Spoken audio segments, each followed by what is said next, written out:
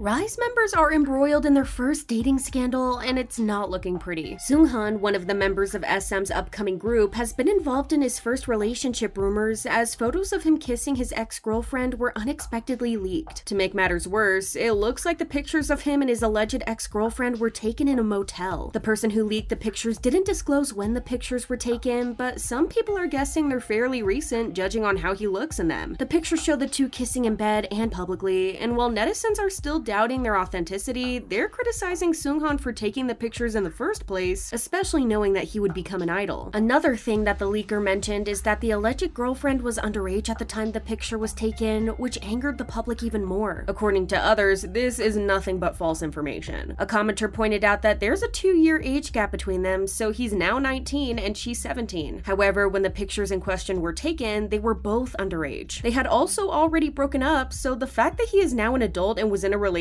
with a 17-year-old a few years ago isn't relevant at all. However, this isn't the only rumor that was started about Seunghan's alleged relationship. In fact, they only get more serious. The person who leaked the photos and brought up the underage allegations also made several claims about Seunghan, his behavior in the relationship, and outside of it. The original poster said that he had been cheating on his girlfriend with multiple women, being a gold digger, pressuring his girlfriend into having an abortion, showing signs of violence, and disrespecting Park Ji-hoon from 101. The accuser also shares that during Seunghan's relationship, Seunghan had gotten violent, had started stealing from his roommates, and smoking in the dorms. So as you can see, those are pretty serious accusations. The accuser also said that Seunghan had caused his girlfriend to undergo an in 2021, but didn't care about whether she was okay or not afterwards. Additionally, he was accused of repeatedly asking for money and making his girlfriend cover all the expenses while they were dating. It was also said that he was involved with another person while he was in a relationship and had started threatening his girlfriend when she tried to prevent him from seeing someone new. The girlfriend was reportedly very familiar with the members and staff, as she was said to have accompanied him to various RIIZE events and had plans to be his assistant. The accuser mentioned that Seunghan apparently was very disrespectful towards women and would borrow friends' cars for dates. It was also said that he would get angry and criticize anyone who called him while he was on a date. Fans have defended Seunghan on the fact that he might have been dating someone before he was an idol and have expressed that it would be more than okay for him to be dating even now. However, the additional accusations just sound like someone trying to stir up controversy before RIIZE's debut, which is a likely case as the group has been continuously targeted with malicious articles ever since their debut was announced. While SM didn't address the rumors just yet, it's interesting that they announced that Seunghan would be absent from an M-pop music show recording a day after the accusations popped up. A representative of the company said that he would be absent due to poor health, but the public doesn't quite believe them. They're assuming that SM is taking the easy way out by not addressing the rumors and just hiding Seunghan until this blows over. There are fans who worry that this may turn into a Gangnam situation. It seems like after the fiasco with IVE's Wonyoung, Stray Kids' Chan apparently isn't allowed to do his famous Chinese Room, which was his weekly live broadcast. In a recent fan sign event, a fan innocently asked Chan if he could react to a music video on his broadcast, seeing as they truly value and want to hear his opinions. However, Chan's response shocked everyone. He basically responded with, "The company says no," implying that he isn't allowed to live stream weekly and as freely anymore. The opinions on this are pretty divided. Some are truly sad about Chinese Room ending and blame JYP Entertainment for not letting him do this, while the other part of the fandom is sad about it. They're at least a bit relieved that Chan's words won't be twisted and used to hate on him again. A few even theorized that after what happened, Chan might just not be comfortable with live streaming anymore and just figured out that it would be easier if he were to blame the company. We don't know if this quote-unquote ban is permanent or not, but we can't wait to have Chinese Room back. If, of course, Chan wants to do it. 50/50's request to cancel their contract with Attrakt has been officially denied. On August 28th, the Seoul Central District Court rejected 50/50's request to temporarily cancel their contract with Attrakt. This type of injunction is usually used to get a short-term order, but the rejection suggests that the court didn't find any urgent reasons to grant the request due to lack of evidence. According to a Redditor's translation of a Naver article talking about the lawsuit, a key reason given in support of the injunction is the lack of music revenue, indicated as 0 Korean won in the account statement for the month of April. Investigations show that an accounting error happened under the giver's supervision, involving the person responsible for 50 50/50's finances. Attrakt then promptly corrected this by adding the missing income to their financial records as soon as they received content certification in June. Another point that came up were the claims that the 50/50 members made against their agency, saying that they had neglected their health. However, the court concluded that the evidence provided by the group's side wasn't sufficient enough to warrant the accusations. It said that Attrakt took immediate actions once they became aware of the members' health problems, as they sent them to the hospital and changed the group's schedule so they could recover. The last point was that Attrakt wouldn't be able to support the members' activities after the company ended their contract with the Givers. However, the court observed that it's not easy to claim that Attrakt is breaching the contract solely based on the Givers' change in responsibilities. The court also mentioned that none of these claims or problems that the members presented as reasons for filing an injunction were actually brought up with Attrakt before the members went on with the lawsuit. It was also highlighted that Attrakt had temporarily halted their activities due to Adon's surgery, and the group only initiated the injunction request shortly after that, which is messy to say the least. John Hong-jun, the CEO of Attrakt, then spoke out after the court's verdict. On August 28th, he had a phone call with E! and stated that he's had a very hard time during these past 2 months. What's really interesting is that he said he is currently making the return of the members his priority. He also mentioned that he hopes this case sets a positive example and acts as a warning to those attempting to lure the members away from the group, promising to take legal action against the Givers and Cheon. This statement of his is very surprising, considering that the public has completely turned their backs on the group to the point that they would boycott them if they were to come back in the future. It would be wiser if he were to debut another group at this point, seeing as there's no turning back for 50/50. Let's see what steps he takes in the future. BTS's Taehyung has been accused of mouthing the N-word while he was singing along to a song. He hopped on Weverse Live on August 28th to chat with fans about his recent whereabouts and share his thoughts. During the live stream, he started playing some songs, one of which included Beat the